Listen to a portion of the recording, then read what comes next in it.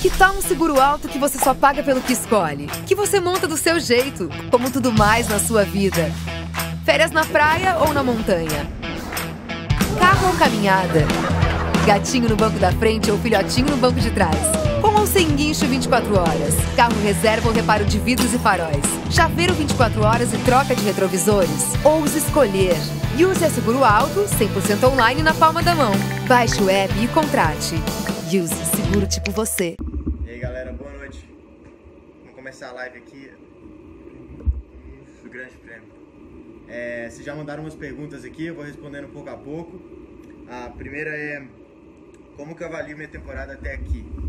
Olha, acho que foi uma temporada boa. Eu tive a oportunidade de estar numa equipe de ponta, que é a Carlin, que é uma coisa que eu acredito que eu não tive antes. Talvez em 2016 eu tive essa oportunidade, mas essa vez é uma equipe de ponta mesmo. Sempre tem um carro rápido na mão, sempre tem a oportunidade de estar lá brigando na frente. Isso é ótimo, mas ao mesmo tempo tive os baixos na temporada, quebrei minha mão, perdi 2 corridas por conta disso, depois teve várias quebras no carro e isso me colocou numa posição hoje. Eu tô em 7º no campeonato, não era onde eu acho que a gente tinha que estar, então eu tô com uma desvantagem agora encarando essa reta final do campeonato, mas eu acredito que tem como a gente voltar para a posição que eu tenho que chegar, que é em 3º, dá para escalar aí as posições no campeonato. Mas até agora é um campeonato de altos e baixos. Aí a segunda pergunta que vocês mandaram aqui: quais os melhores e os piores momentos de 2018 para mim? Pior momento, disparado, Mônaco, quebrar um braço, na hora você acha que o mundo vai acabar, que não vai conseguir correr mais. Eu também não sabia exatamente o que era e assim, eu não consegui aguentar de raiva, de frustração, foi terrível. E acredito que o melhor momento até agora foi final de semana passado, final de semana passado, ou retrasado, a Hungria, fazer a primeira pole position. Para mim, fazer uma pole vale mais do que ganhar uma corrida. Para um piloto, o qualifying é o momento que ele mais demonstra o talento dele, a habilidade dele. Então, fazer a pole para mim foi o momento mais legal dessa temporada, mais do que chegar bem em alguma corrida ou coisa do tipo. Aí vai aparecendo as perguntas aqui? Isso. Acho legal responder essas. Só vou responder. Nossa, eu queria Continua com a galera aí. Beleza, desculpa gente. Aí eu vou respondendo daqui por enquanto vocês não mandam pergunta aqui. Deixa eu mandar aqui. Quanto tempo você acha ideal ficar na Fórmula 2? O pessoal tá mandando no Twitter. Corre o risco de depois no 3º ano no F2? Nossa, Flávio, tenta virar esse negocinho que eu não tô conseguindo ler. Desculpa gente, é porque eu virei aqui as mensagens. Nossa senhora, essa tecnologia é complicada, né? Enfim. Vou tentar mais uma vez, Flávio.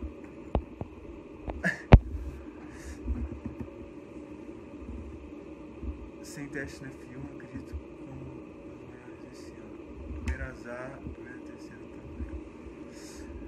também. Então, eu acredito nisso. Nossa, quase esqueci o vídeo ao vivo. Acredito que não é necessariamente um risco repetir uma temporada, porque não é necessariamente uma coisa ruim.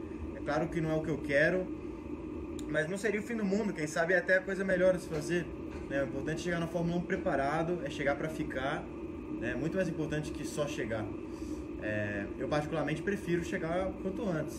Acho que é a reação natural de todos os pilotos. Todo mundo quer, né, atingir suas metas, seus objetivos quanto antes, mas se tiver que ser outra temporada, vai ser. E não vai ser o fim do mundo. Não vejo isso como um risco, como um perigo. Simplesmente a forma como as coisas acontecem. Esse ano eu também tinha que chegar entre os 3 para conseguir os pontos da superlicença. Para quem não sabe, uma coisa muito legal que a FIA fez recentemente, eu acredito que foi uma coisa ótima para o esporte, foi implementar pontos para conseguir a superlicença. A superlicença é igual uma CNH da Fórmula 1. Calma aí, Flávio.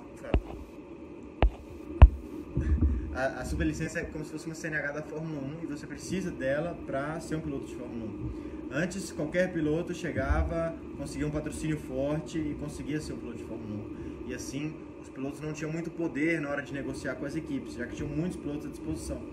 Hoje em dia não é tão simples assim. Para o piloto correr de Fórmula 1, ele tem que conseguir os pontos da superlicença. Por exemplo, tá virado? A gente tá fazendo virado.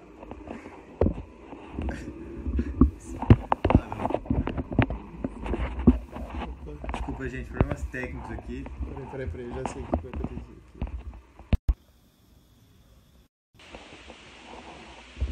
Não, tira esse negócio do suporte, eu vou segurar o som.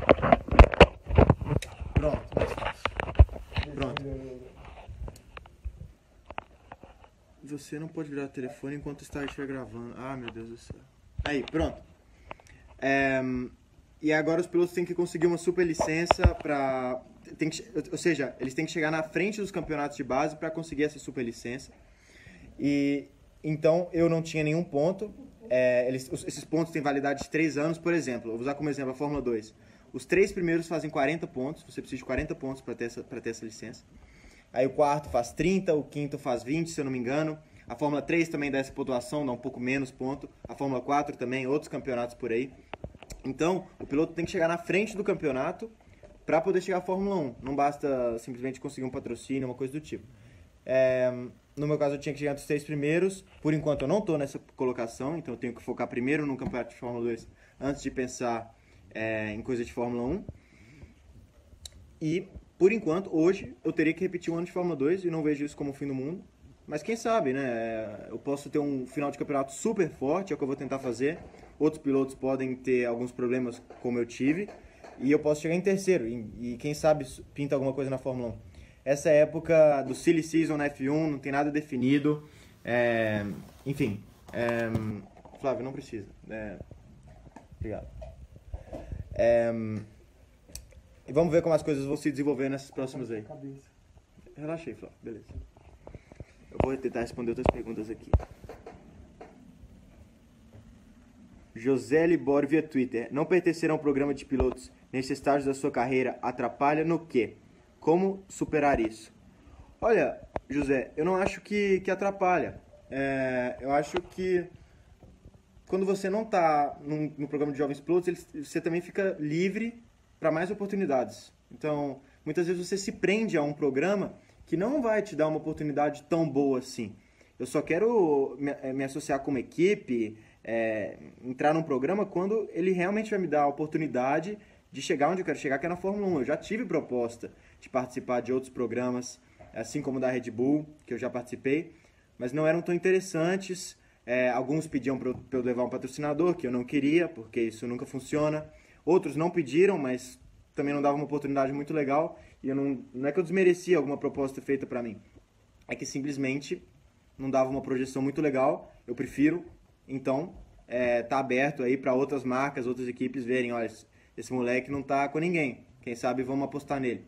Acho uma situação legal de estar. Israel Vasconcelos. Sérgio, boa noite. Gostaria de saber quais são as perspectivas e possibilidades para 2019. Por enquanto, como eu disse, eu não estou entre os 3, eu não tenho os pontos para superlicença, então não posso ser um piloto de Fórmula 1 ano que vem ainda, a não ser que eu chegue entre os 3. Então, a perspectiva é estar associado a alguma equipe ou não, desde que me dê uma projeção, alguma forma de me aproximar da Fórmula 1, senão não tem por que me juntar a uma equipe.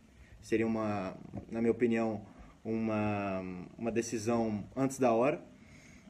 E repetir um ano de Fórmula 2 com a equipe que fosse o mais forte possível. Eu acho que hoje a Carlin, a minha equipe, já é uma equipe forte. Esse ano eu tive azar, senão eu estaria lá na frente. E é isso, fazer outra temporada de Fórmula 2, tentar chegar lá na frente para então fazer um passo para a Fórmula 1, quem sabe. Acho que isso hoje é estratégia. A gente está conversando com algumas equipes de Fórmula 1, tem gente olhando isso para mim. Eles estão fazendo um trabalho legal, mas ainda depende de algumas coisas. Sérgio, você está mirando... Thiago Santiago. Sérgio, você está mirando só na F1 e outras categorias também, Indy, Fórmula E? Hoje eu estou mirando a Fórmula 1, pela minha idade. O caminho que eu estou fazendo também a Fórmula 2, é a porta de entrada para a Fórmula 1.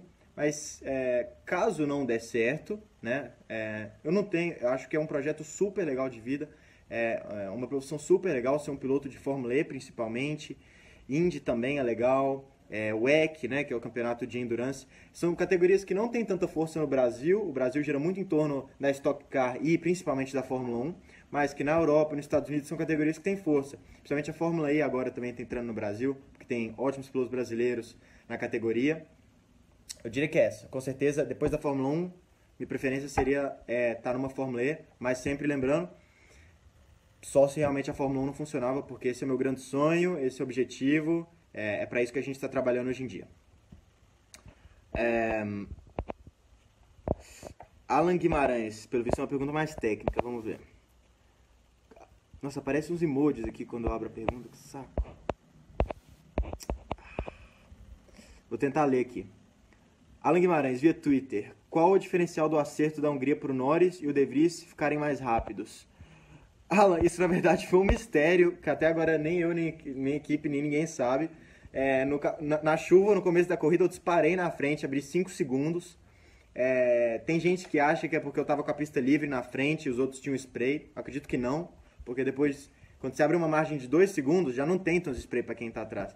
Eu voei no começo da prova, abri 5 segundos e depois perdi rendimento. Não sei o que foi, um mistério, cara. Assim, o carro começou a cair muito de rendimento.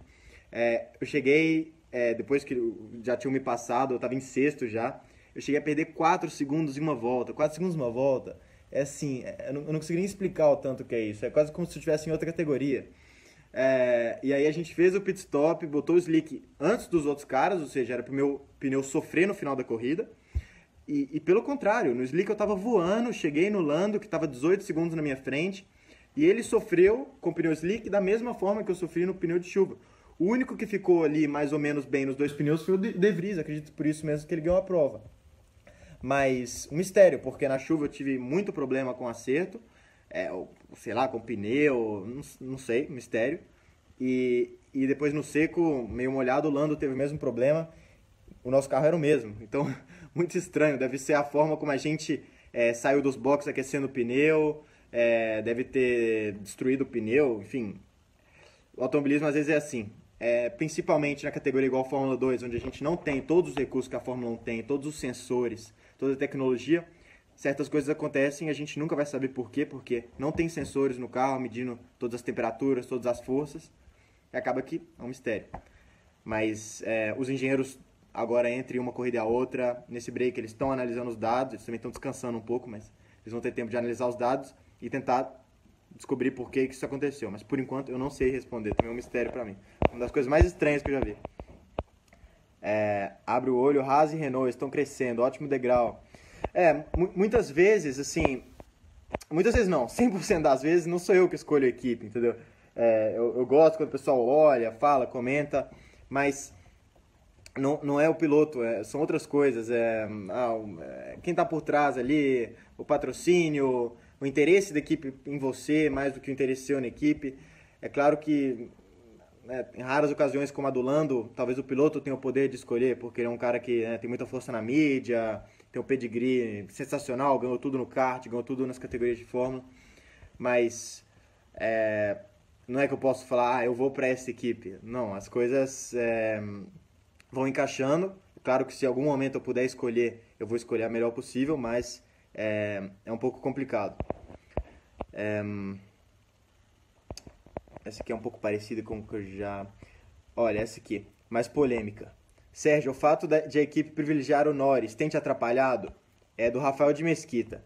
Deve torcer muito por mim para falar isso aí, mas, Rafael, eu acho que não tem um privilégio pro Lando. Eu cheguei a pensar isso em algum momento da temporada, assim, bem de leve, mas não tem, cara. Eles dão a mesma atenção para os dois carros. Meu carro quebrou muito mais vezes que o dele. Acredito que, na verdade, o dele não quebrou nenhuma vez, mas, sem brincadeira, parece... Eu acho que é coincidência, porque muitas vezes o meu carro quebrou por conta de coisas da organização também, o motor, coisas que a equipe não é culpada. Acredito que os mecânicos dele têm um pouquinho mais de experiência que o meu, são mecânicos mais experientes, isso talvez tenha evitado quebras no carro dele, mas não tem uma preferência direta. A equipe Carlin é uma equipe profissional, uma equipe grande, e os caras sabem que piloto vai e vem, e a equipe fica lá, ela tem uma reputação que ela tem que zelar. E acredito que por isso mesmo não tem uma preferência. Eles foram justos até agora, me deram um carro rápido e Mas não vou mentir, era um dos medos que eu tinha no começo da temporada, mas que no final das contas não teve nada a ver. Tá, Flávio, não preciso disso agora. Outra pergunta. Júlio Borborema. Boa noite, Sérgio. Você acredita que está pronto para a Fórmula 1? Acredito que sim. Eu já tive uma grande chance.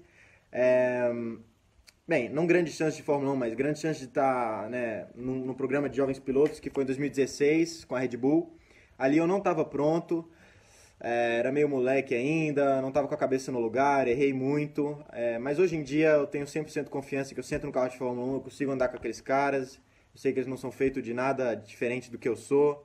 Eu tenho toda a condição de estar lá naquele grid, mas tem que fazer por onde, tem que primeiro acelerar nas categorias de base, porque esse é o caminho natural, não adianta nada acreditar que pode chegar lá. Primeiro eu tenho que me provar na Fórmula 2. Mas eu acredito que sim, que eu estou preparado. E se eu não conseguir estar no grid na Fórmula que vem, eu vou ver isso como mais um ano para me preparar mais ainda, porque é aquele negócio, quando você chega na Fórmula 1, tem 1000 câmeras te olhando, todo mundo olhando se você está errando ou não, né, a mídia, quando tem nada para escrever, fica no momento parado do ano, quer meter pau no piloto, quer fazer comentário ruim, é assim, né, também tem esse tipo de coisa. Então o momento para errar, para aprender é agora, quando eu estou na Fórmula 2. Então, se eu tiver mais um ano para aprender, também não é o fim do mundo, é melhor, é um ano a mais para me preparar e evitar ter esse tipo de pressão, de cometer esse tipo de erro na Fórmula 1, onde não pode errar. Você tá com 20 anos só também. Eu também estou com 20 anos, que é uma idade, eu sou novo, né? A gente vê o Verstappen chegando com 17, com 18, e às vezes se acostuma a chegar com essa idade, mas na verdade o do Verstappen foi uma coisa anormal. O máximo que a gente viu foi o piloto chegar, acho que o Albert Soares chegou com 19, algum outro ali chegou com 19, 20, mas a maioria dos pilotos chegam com 21, 22.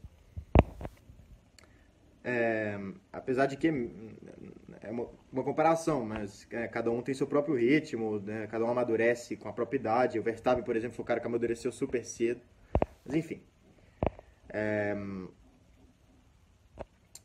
Esse aqui eu gostei, ó. Felipe Calaça. Sérgio, qual sua meta até o final do ano? Em que posição na tabela você está mirando?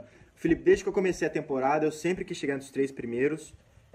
Para quem entrou aí agora na live e não escutou antes, as 3 primeiras posições do campeonato dão 40 pontos na superlicença. Vou tentar me explicar melhor que da última vez. Tem os pontos do campeonato, que a gente faz corrida a corrida. E depois tem os pontos que o campeonato dá para a superlicença, que é uma pontuação completamente à parte. Você precisa de 40 pontos para obter uma superlicença. A Fórmula 2 distribui esses 40 pontos para as 3 primeiras colocações. Eu não tenho nenhum ponto, né, na Fórmula... E outra coisa, é meio complexo. Esses pontos têm validade de 3 anos, ou seja... Em 2016, eu não fiz nenhum ponto, eu tive uma temporada ruim. 2017 foi meu ano de estreia na Fórmula 2, não era uma temporada para chegar lá na frente, também não fiz nenhum ponto. Então, eu meio que paguei o preço por isso essa temporada, porque eu tenho 0 pontos na superlicença e eu tinha que chegar entre os 3 esse ano para obter os 40 pontos, que era o mínimo para ir para a Fórmula 1. Eu acredito que era para eu estar entre as 3 primeiras colocações, meu carro andou quebrando, enfim, não importa. Por um motivo ou por outro, eu não estou nessa posição ainda. Eu tenho que chegar lá, eu vou fazer o meu máximo para chegar entre as 3 colocações. Aí respondendo sua pergunta, a minha meta. Eu estou em 7º, acredito que há 35 pontos, uma coisa assim, do 3º colocado. Eu estou muito próximo do 4º, acredito que até o 4º são 6 ou 7 pontos, no máximo 8. E depois tem um degrau maior para o 3º colocado, que é onde eu quero chegar. Vamos ver, eu vou tentar meu melhor, mas com certeza não é uma situação favorável, porque não pode acontecer nada de errado, entendeu? Já aconteceu muita coisa errada. Eu quebrei meu braço, eu tenho 2 corridas a menos que todo mundo. Meu carro quebrou pra caramba, né? Os outros também quebraram, mas eu acredito que o meu quebrou mais que a média, né? É muito fácil olhar só para as minhas quebras, para minha infelicidade. Outros caras também tiveram os problemas, mas os meus problemas no carro foram, né? Não tinha nada que eu podia fazer. Teve muito cara que deixou o carro morrer no grid e ficou reclamando que a embreagem era ruim, mas também era ruim para mim, e eu não deixei morrer. Então, teve muitos momentos que, sem ter nenhum erro meu, o carro quebrou. Mônaco eu não posso falar nada, porque no final das contas... Quem escapou da pista, não tirou a mão do volante, fui eu. Foi uma fatalidade, mas no final das contas eu também não tirei a mão do volante. Enfim, vai ter que remar aí nessa segunda metade do campeonato e não pode dar nada de errado. Agora tem que encaixar tudo certinho. Vamos ver aqui.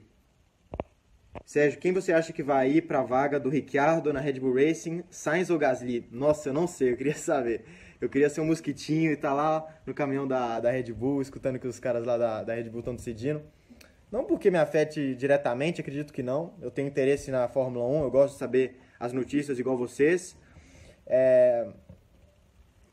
O normal seria o Sainz, né? Porque ele já tinha amadurecido na Toro Rosso, eles emprestaram ele para a Renault, ou seja, isso dá mais valor para o piloto, né? Um ano a mais para ele se valorizar. Acho que ele andou um pouco pior que o Hülkenberg, mas ele não andou mal. Só que o Gasly tá indo bem, né? O Gasly é mais jovem, aí tem aquele negócio da rivalidade que o Sainz teve com o Verstappen. Talvez eles perguntem pro Verstappen a opinião do Verstappen. Acredito que o Verstappen ia preferir o Gasly. Então, né, uma incógnita total aí, eu não sei o que vai acontecer.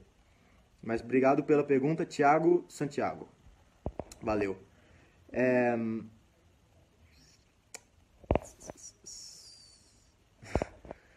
Vamos ver esse aqui. Eduardo Schmidt, via Twitter. Pelo que se falava do Lando Norris, você não achava que ele seria mais rápido? Ele é muito rápido, tá? Ele é muito rápido. Não achava que ele seria mais rápido. No final das contas, todo mundo é feito de carne e osso. O cara pode ser muito talentoso, mas eu sempre acreditei no meu potencial. Eu sabia que se eu trabalhasse duro eu podia virar mais rápido que ele. Eu também tinha sido companheiro de equipe dele. Não foi a primeira vez que eu corri com o Lando. Eu já corri com ele, já tinha sido companheiro de equipe dele em 2016, em Macau. Eu corri com a Carlin, mesma equipe que a gente está correndo. E eu tinha dado melhor que ele. Tudo bem, eu já tinha feito um ano de Macau. Para ele era o primeiro ano, ele andou super bem, ele me surpreendeu. Mas eu já tinha andado com ele e tinha andado na frente. Por mais que eu já tivesse feito um ano lá. De todas as formas, ele é extremamente rápido, muito talentoso. Ele é um ano mais novo que eu, um ano pode parecer pouco, mas nessa idade um ano faz muita diferença. Claro que ele tem, né, uma estrutura enorme, faz simulador todo dia, ele deve ter o triplo de horas de voo, né, ou seja, quilometragem num carro de corrida do que eu tenho. Isso também compensa pela idade dele, né? Mas ele também tem mais pressão por conta disso, né? Muitas pessoas sabem que ele faz mais dias de treino que os outros pilotos, esse tipo de coisa. Então, no final das contas, isso também é uma pressão. E ele carrega essa pressão, não erra. Então, um piloto muito bom, eu respeito ele. Muito bom por ter ele como companheiro de equipe. Eu sempre prefiro ter um companheiro de equipe rápido, talentoso, competitivo, do que um cara lento. Obrigado pela pergunta, Eduardo.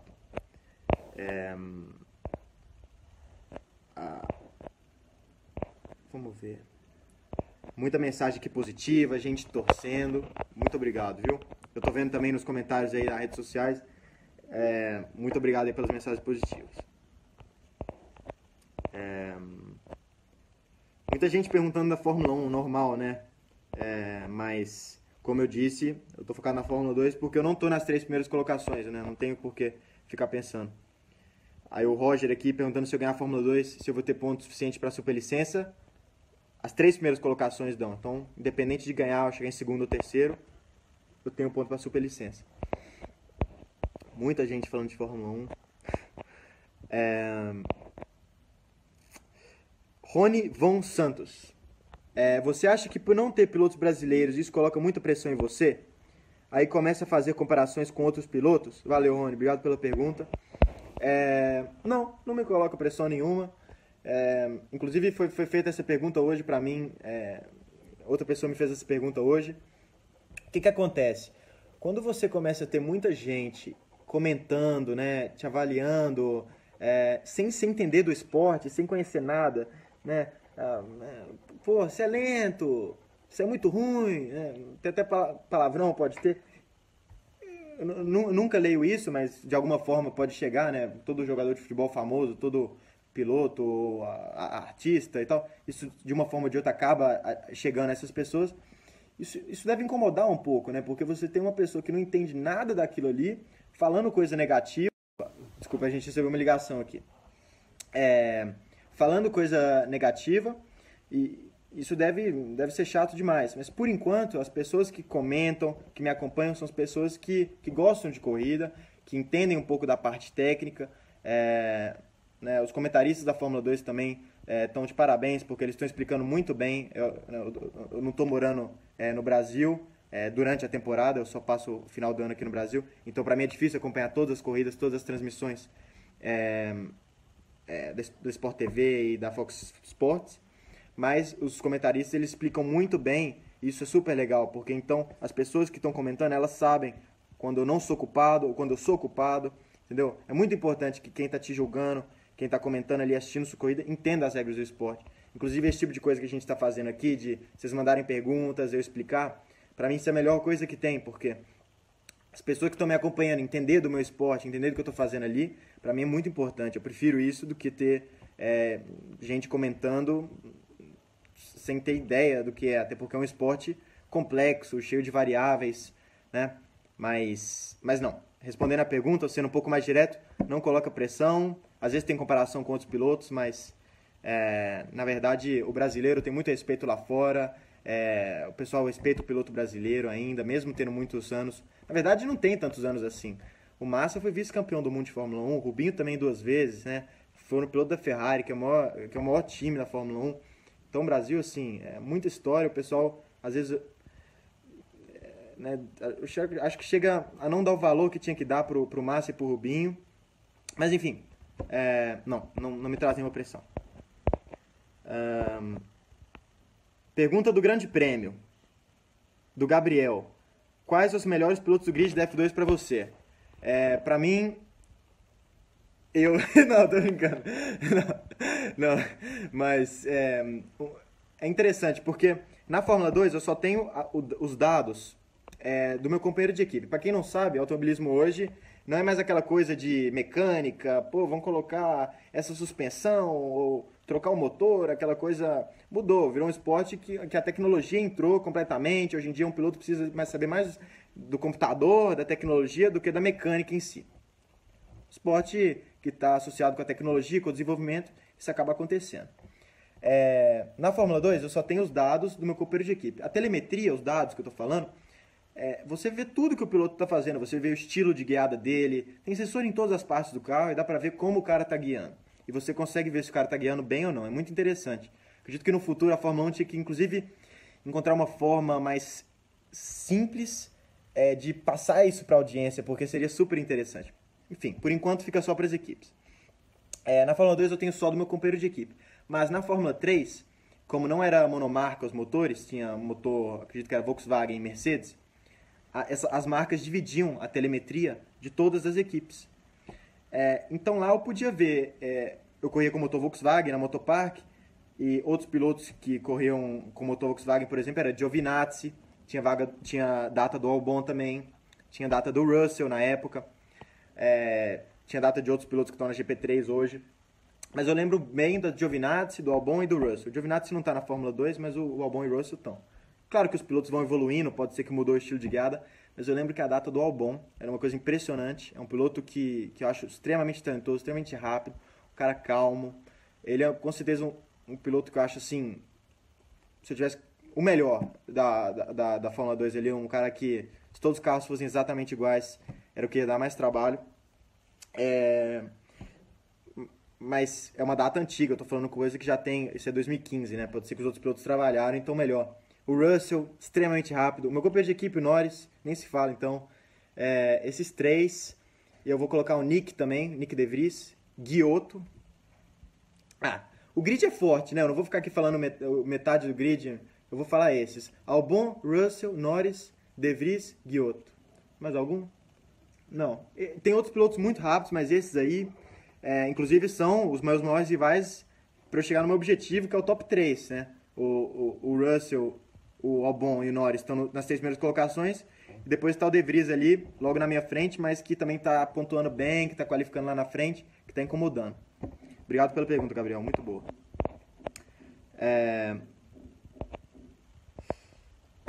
Eu não estou conseguindo ver porque aparecem uns emojis, mas eu vou tentar aqui. Leandro Moraes Rosa. Sérgio, além do patrocínio, o que vale mais para sentar no grid da Fórmula 1 atualmente? Uma vaga de piloto de teste na... Aí depois eu não consigo ler mais, foi mal. Acredito que deve estar falando, né, da importância de um patrocínio para um piloto. patrocínio é extremamente importante, sempre foi, é em todos os esportes. Acredito que no automobilismo as pessoas prestam mais atenção nisso, porque o piloto muitas vezes tem que trazer o patrocínio. Mas acabam esquecendo que todos os esportes dependem das empresas e dos patrocinadores. No clube de futebol, a camisa dele tem um monte de marca de empresa. E depois tem a televisão, que as empresas colocam mais dinheiro na televisão, a televisão paga para os clubes. Eu dei o exemplo do futebol porque é o esporte mais famoso aqui no Brasil, mas o esporte não roda sem as empresas, sem os patrocínios. No automobilismo é um pouco mais claro porque o piloto busca o patrocínio. E ele continua sendo importante, senão a coisa não roda, né? Nunca vai funcionar. Mas essa dependência, essa preferência que as equipes estavam dando para o dinheiro, em vez de contratar um piloto talentoso, né? Você preferia contratar um piloto que tinha o dinheiro em vez de contratar um piloto talentoso, isso está diminuindo por conta da regra da superlicença. Né? Hoje não tem tantos pilotos assim com a superlicença no mercado, pilotos interessantes, pilotos jovens, pilotos com perspectiva, que ao mesmo tempo têm a superlicença. Então, se a equipe chegar para mim pedindo muita coisa, eu vou falar, mas calma aí, se você não pegar eu que tenho a licença, né? No caso eu não tenho, estou dando um exemplo. Então quem que você vai pegar? Antes não era assim. Antes a equipe falava, você é muito bom, mas tem um cara aqui que é 1/10 mais lento que você, em média, só que ele está trazendo uma fortuna. Eu vou pegar esse cara. Hoje não é assim. O cara que tem a fortuna, ele pode enfiar a fortuna dele em outro lugar, mas se ele não tiver os pontos, ele não vai conseguir chegar na Fórmula 1. Então por isso que eu quero... por isso que eu estou repetindo tanto isso, porque eu acho super legal essa mudança que a FIA fez. Completamente mudou o esporte. O importante é que eles sejam firmes nessa regra. E olha que eu não tenho os pontos hoje. Ó. Então isso não está me privilegiando, não está me beneficiando hoje, porque eu não tenho os pontos. Mas mesmo assim, acredito que é uma mudança super positiva para o esporte. E eu espero que a FIA seja dura, e mesmo que entre um cara rico, sem os pontos aí, pagando, reclamando, que eles mantenham firmes aí e não mudem essa regra, porque é sensacional, sensacional. Dá oportunidade para o piloto rápido. O que estava acontecendo é que os melhores pilotos não estavam muitas vezes parando na Fórmula 1. Ou seja, a Fórmula 1 era para ser o topo do automobilismo. Mas muitas vezes tinha os pilotos que não eram o topo do automobilismo lá. Isso vai mudar de agora em diante.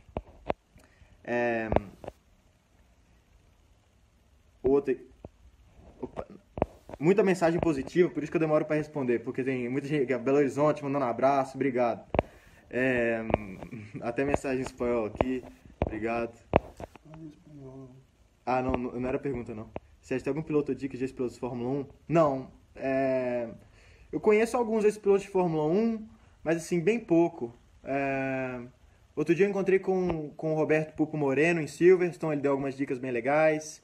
Eu já tive algum tipo de contato com o Felipe Massa também, com o de Graça. Deram dicas legais, eu espero não estar esquecendo ninguém, mas eu acredito que mais que as dicas é só, né, ver a atitude deles, ver como é que eles se comportavam. Isso às vezes é mais importante do que a dica, né? Mas já tive sim. Obrigado pela pergunta.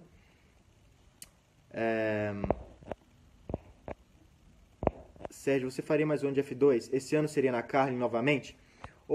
Pergunta do Nando Machado. Nando, eu não sei, hoje eu estou muito feliz com a Carlin, eles estão fazendo um trabalho ótimo. Como eu disse, meu carro andou quebrando, mas muitas vezes não era culpa deles.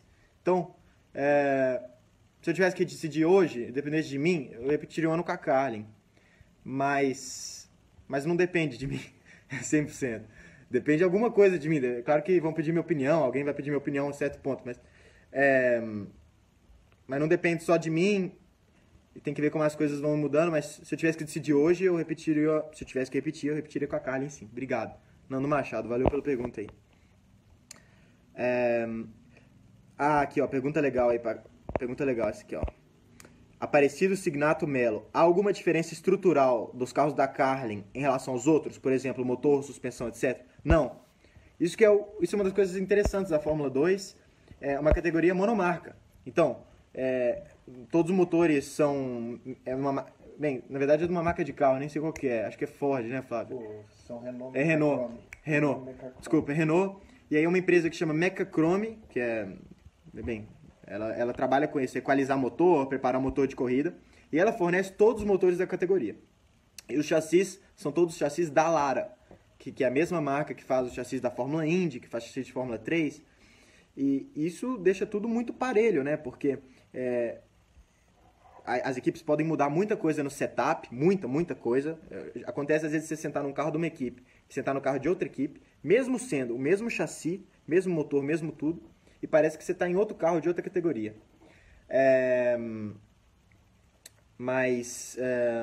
Calma aí, Flávio, não mexe nisso aqui, obrigado. Eu perdi o raciocínio, desculpa, gente. Mas enfim, voltando à sua pergunta, não tem nenhuma diferença estrutural nos carros. Tudo é idêntico, é tudo catalogado. A equipe não pode, se pegar a Carlin, por exemplo, com uma peça que não está lá no livrinho de peças da Dallara, desclassificado. Não tem discussão. Então, isso é muito legal porque deixa a categoria muito competitiva. É uma categoria de base, tem que dar ênfase para o talento dos pilotos, em vez de dar ênfase para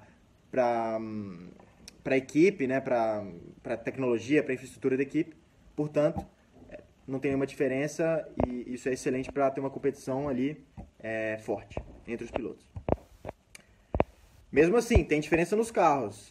Tem uma equipe de ponta e equipe que não é de ponta. Repetindo, por mais que os carros sejam iguais, tem um leque de setups enorme e o setup faz muita diferença. Então, é isso aí. Imagina na Fórmula 1, então, né, que os carros são completamente diferentes. Muitas vezes na Fórmula 2 ou na Fórmula 3 o carro é o mesmo e com o setup às vezes você acha um segundo de uma equipe para outra. Imagina na Fórmula 1.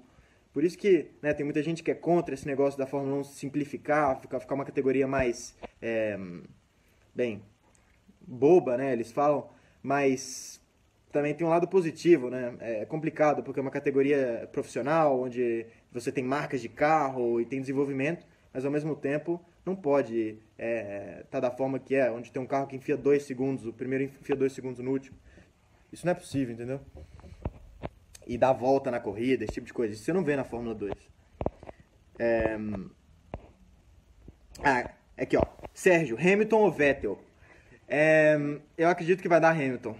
Simplesmente porque confiança é tudo, principalmente no automobilismo. O Hamilton está numa fase boa, ele está confiante. Mas tem que lembrar, com o novo sistema de pontos, novo não, né? Já tem tempo.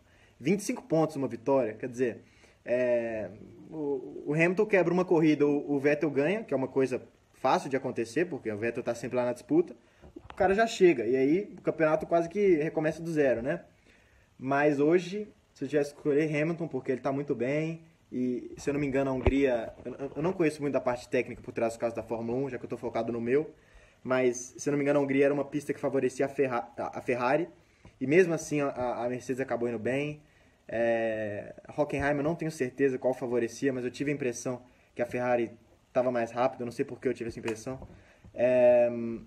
E o Hamilton também ganhou. Então quando chegar as pistas que favorecem a Mercedes, o Hamilton vai continuar ganhando e só vai ampliar. Vamos ver.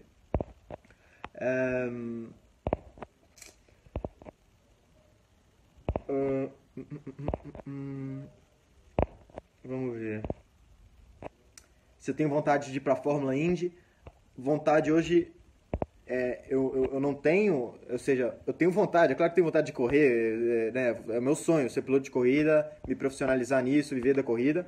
A Fórmula Indy é uma ótima categoria, mas não é, acho que vontade eu tenho, né, mas não tem nada a ver com o meu objetivo um dia. Eu miro a Fórmula 1, se me desse um carro de Fórmula Indy agora para dirigir, eu ia dirigir o dia inteiro, com certeza, mas não é o meu objetivo, eu não quero competir de Fórmula Indy tão cedo. Eu espero ter uma carreira na Fórmula 1, ainda falta um pouco para eu ter isso, mas enfim, a Fórmula Indy pode ser uma categoria interessante para depois.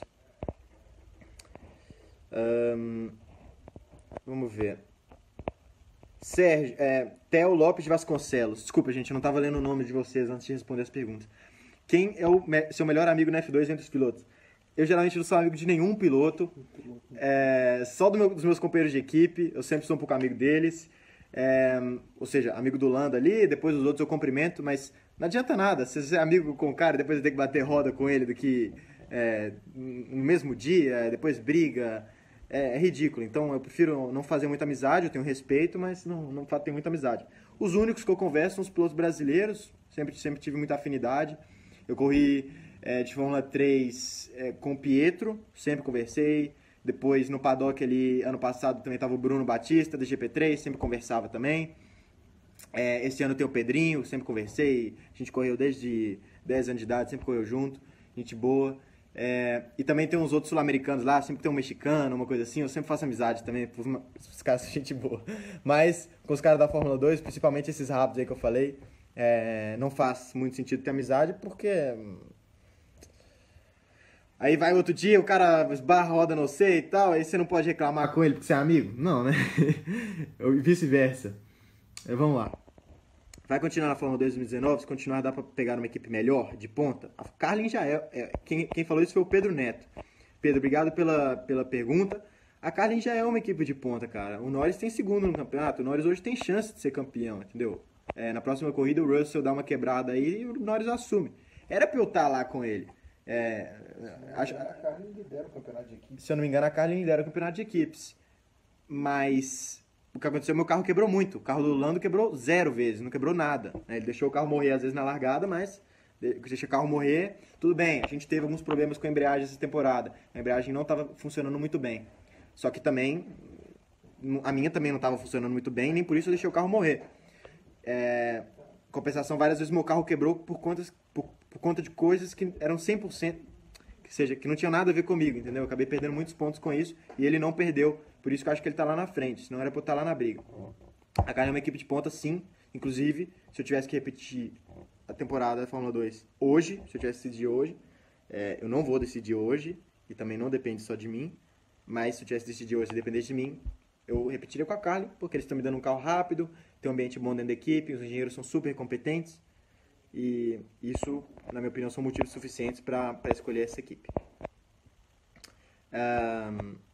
Aqui, Adriano Moura, o braço ainda dói ou já está 100%? Sem me fazer de vítima, não escolhi de propósito, achei interessante. O braço, Adriano Moura, o braço ainda dói um pouco, não dói para dirigir, às vezes dói para dirigir o carro de rua, para vocês terem ideia. Hoje eu dirigi um kart no Grande Viana, estava filmando uns negócios aqui com a Yuzi, eu estou aqui em São Paulo agora, estou no Brasil, filmando uns negócios com o meu patrocinador. Eu fui dirigir o kart, doía para dirigir o kart, mas por dirigir o carro de Fórmula 2 não dói. Ainda bem, né? Às vezes quando eu pego uma zebra mais forte, alguma coisa assim, dói, algum impacto. Mas é um belisco que eu sinto, daqui a um mês deve sair a dor 100%, se não 2 meses mais, mas não está atrapalhando na guiada, não. Mas obrigado aí pela pergunta, pela preocupação. Beron Menezes, você mora onde lá fora? Eu moro a 20 minutos de Barcelona, uma cidade mais tranquila. Barcelona é uma cidade muito badalada, muito vida noturna, muita coisa. Eu moro numa cidade que está a 25 minutos de lá, mas está perto do aeroporto. Também, se precisar de alguma coisa em Barcelona, eu estou lá perto, é fácil de achar, precisar de... Enfim, é sempre bom estar perto de uma cidade grande, principalmente no automobilismo, um esporte onde a gente mais pega avião, tem que viajar toda hora, as pistas estão em países diferentes, tem que estar perto de uma cidade grande. Ao mesmo tempo eu tenho a tranquilidade ali. O motivo para eu ter ido para esse lugar perto de Barcelona é que eu fui com 15 anos de idade, morar sozinho lá. E lá a gente achou um lugar onde eu conseguia terminar a escola, treinar fisicamente e morar também, sendo menor de idade. É um centro de atendimento, é um lugar público que foi feito para as Olimpíadas de 92 lá de Barcelona. E eu morei lá há 4 anos e ainda continuo treinando lá. Alex Almeida. Sérgio, beleza? Eu gosto muito de jogar em simuladores e videogame. Você costuma jogar? O quão diferente... Ixi, agora não dá pra ver. Nossa, é péssimo esse negócio aqui que aparece os emojis, hein? Vamos ver esse aqui. Não tô conseguindo ler... agora apareceu, olha. Você costuma jogar? Quão diferente é de guiar um carro de corrida na vida real? Ô, Alex, pergunta legal. Assim, eu gosto muito de simulador. Eu sou dessa geração nova. Eu acredito que ajuda demais. Eu tenho um simulador em casa, por exemplo. Antes da corrida, eu vou para Inglaterra preparar a corrida. Depois eu pego um avião, vou para Holanda, que lá tem outro simulador que eu gosto, faço lá também. Porque eu tenho que correr atrás, né? Porque esses outros caras aí, tipo Holanda e tal, os caras estão no simulador da McLaren, essas coisas. Eu tenho que correr atrás. Eu faço esses dois, eu acho ótimos simuladores. Eu não acho que eu tenho uma desvantagem e tal, eu preparo super bem neles, tenho o que eu preciso. Mas é o seguinte, são simuladores de ponta, né? Você tem um volante lá que tem tudo perfeito, que acho que, se não me engano, é aquele Leo Bodnar, que é um... só se você entender muito de simulador que você vai saber do que eu tô falando. Mas é o volante top, tem o pedal também que é igualzinho na vida real, tem inclusive a bomba de freio igual do carro. E o videogame, no final das contas, é o número, a física que o cara coloca lá por trás, né? Você vai jogar um jogo mais arcade, igual o Fórmula 1 2018 ou 2017, igual até o iRacing, que é um jogo mais de simulador, você vê que tem umas coisas que tem nada a ver com a tocada da vida real. E que você tem que meio que forçar pra encaixar com o que o videogame pede pra você fazer. Mas o simulador que eu faço para preparar a corrida, ele é feito para reproduzir a tocada da vida real. E tem hora que parece que eu tô no carro de verdade. Viro o tempo de volta no mesmo décimo, no mesmo... Tudo igual, cara. Assim, técnica tudo igual. A única coisa que você não sente é medo, né? Que você sabe que se bater é só apertar um botão e resetar o carro. Mas eu gosto muito do simulador. Acredito muito que o simulador ajuda a aperfeiçoar o piloto. E eu acho diferente guiar de um carro de corrida na vida real, completamente. Mas porque os simuladores bons não estão no mercado para... Os jogos simuladores bons não estão no mercado para vender. Não é uma coisa comercial que você acha para comprar. O mais perto que você pode achar é um iRacing, que você consegue jogar online com outras pessoas e tal, mas ainda assim é diferente. Eu recomendo. Ou você baixa um Effecto 2, um automobilista. Inclusive, se eu não me engano é brasileiro, mas é um ótimo jogo. Mas aí você tem que mexer lá nas configurações, então é complicado demais para deixar o jogo realístico. Aí é meio complicado, mas enfim. Eu recebi uma mensagem aqui de alguém do Grande Prêmio. Será que era pra acabar a live? Não? Deixa eu ver, acho que era do Gabriel. Vamos mais 5 minutinhos? Não, vamos mais 5 minutinhos aqui. Valeu, gente. Obrigado pelas perguntas aí, um monte de perguntas. Ixi. C7 Câmara, parabéns pela temporada. Você está fazendo a Fórmula 2. Quem manda essa mensagem é o Márcio de Oliveira de Santana, Paraíba. Não estou conseguindo ler tudo, mas obrigado, Márcio. Muito obrigado. Aqui, ó, pergunta legal. Antônio Júnior, de todos os carros que você guiou, qual se divertiu mais? Eu já fiz um treino de Fórmula 1 em 2016 com o carro da Toro Rosso. Foi o carro mais legal que eu já guiei, porque é um carro de Fórmula 1, o negócio é uma bala, né? Tem quase 1000 cavalos. Na verdade, o motor, se eu não me engano, era quase o mesmo, ou o mesmo do carro de Fórmula 1 de hoje em dia. A única coisa que mudou é que o carro de Fórmula 1 hoje em dia ele é mais largo, tem aquela asa gigante, o pneu também mais largo. Mas o motor era o mesmo. E pelo carro antes ser mais fino, ele era, na verdade, mais rápido nas retas. Então, assim, nossa, eu lembro que de aceleração era um negócio absurdo, cara. Era um negócio absurdo. Carro super legal.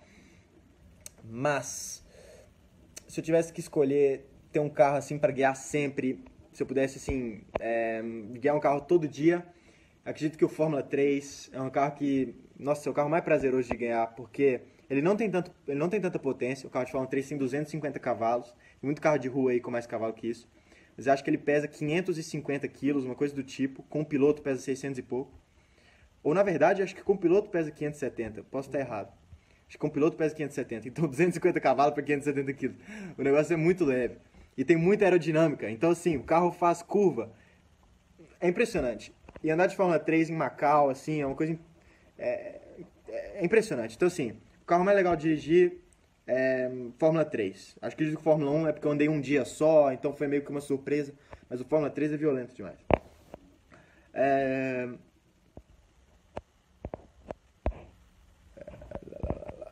Cara, sou seu fã, torço muito por você. Quero saber se a ausência de pilotos brasileiros no F1 pode... Deve ser que esse negócio de... Tem que dar like no comentário para subir... Aí, agora foi. Quero saber se a ausência de pilotos brasileiros na F1 pode influenciar na sua contratação por uma equipe em 2019. Olha, quem mandou essa pergunta foi o Luiz Henrique Salomão. Ou seja, você está sugerindo se a falta de pilotos brasileiros na Fórmula 1 está me beneficiando. Olha, pergunta difícil. Eu acredito que até certo ponto sim, sabe? Quando ficou sem piloto nenhum, eu acredito que teve meio que uma surpresa, e aí eu senti, pelo menos eu tive bastante apoio esse ano, patrocinador, muita gente apoiando, mensagem. Acredito também que por conta de não ter um piloto brasileiro na Fórmula 1, muita gente começou a assistir Fórmula 2. Claro que assim, proporcionalmente, pouquíssimas pessoas assistem Fórmula 2, até porque é uma categoria de base, não é uma categoria profissional, né? Mas muita gente está assistindo, está acompanhando, então nesse sentido acho que acabou ajudando sim. Além do mais... se tiver alguém relacionado ao Brasil, alguma empresa que quiser entrar, os pilotos que estão tentando entrar agora, os brasileiros, vão se beneficiar e não algum outro piloto que já estaria na Fórmula 1. De todas as formas, eu sempre procuro fazer meu trabalho, não depender de uma circunstância de negócio de país, se tem ou não tem piloto. Inclusive, quando o Massa estava lá, eu torcia para ele ficar. de verdade, eu sempre torci pra ele ficar. Na verdade, eu acreditava que ele saindo ia me atrapalhar. Mas também não torcia por causa disso, torcia porque é brasileiro. Enfim, é isso aí. Sérgio, ficou muito chateado por não correr em Mônaco?